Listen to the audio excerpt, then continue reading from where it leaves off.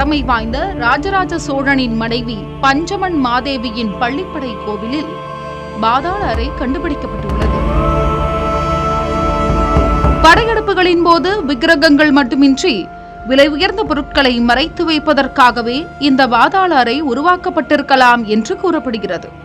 அந்த பாதாள அறையில் இருந்தது என்ன என்று பார்க்கலாம் இந்த காணொளியில்.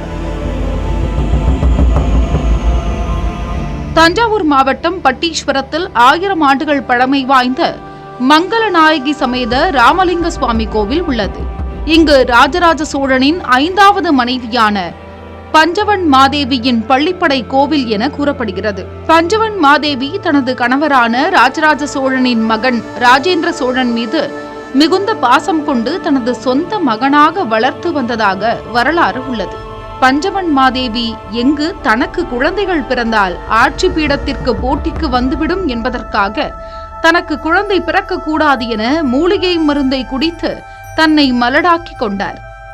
இந்த தியாகத்தை செய்த பஞ்சவன் மாதேவியின் நினைவாக மங்களநாயகி சமேத ராமலிங்க சுவாமி கோவிலை அமைத்தார் ராஜேந்திர சோழன். சிதிலமடைந்து காணப்பட்ட இந்த கோவிலை இந்து சமய அறநிலையத்துறை 67 லட்சம் ரூபாய் மதிப்பீட்டில் புனரமைப்பு செய்யும் பணியில் ஈடுபட்டு வருகின்றனர்.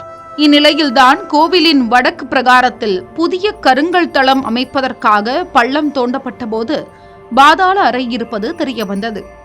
இதையடுத்து அறநிலையத்துறை அதிகாரிகளுக்கு தகவல் தெரிவிக்கப்பட்டு அவர்கள் அந்த பாதாள அறையை பார்வையிட்டனர். அந்த அறை முழுக்க கருங்கல்லால் கட்டப்பட்டிருப்பது தெரியவந்தது. இதுகுறித்து தகவல் அறிந்து வந்த தொல்லியல் துறையினர் மற்றும் விழுப்புரம் அரசு கல்லூரி வரலாற்றுத்துறை பேராசிரியர் ரமேஷ் ஆகியோர் பாதாள அறையை பார்வையிட்டனர். இதுகுறித்து செய்தியாளர்களிடம் பேசிய பேராசிரியர் ரமேஷ், 1000 ஆண்டுகள் பழமை வாய்ந்த கோவிலில் கண்டறியப்பட்டுள்ள பாதாள அறை படையெடுப்புகளின் போது விக்கிரகங்கள் மற்றும் விலை உயர்ந்த பொருட்களை மறைத்து வைப்பதற்காக உருவாக்கப்பட்டவையாக இருக்கலாம் என்று, தொல்லியல் துறையினர் ஆய்விற்கு பிறகே அந்த அறையில் இருப்பது என்ன, அங்கு என்னென்ன ரகசியங்கள் உள்ளது போன்ற முழுமையான தகவல்கள் வெளியே வரும் என்றார்.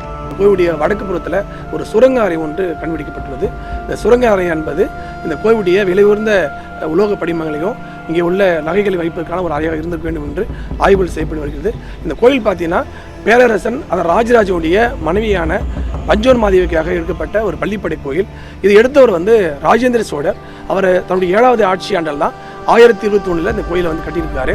ஆக இந்த கோயில் சோழ அரசிலேயே குறிப்பாக ஒரு அரசிக்கான ஒரு பள்ளிப்படை கோயிலாக இருப்பது வரலாறு சிறப்புக்குரியது. இந்த சுரங்காவை பற்றி பல ஆய்வுகள் நம்ம செய்துட்டு இருக்கிறோம். இதை செய்த பிறகு இதனுடைய முழுமையான தகவலை நாங்கள் வெளியிடுவோம்.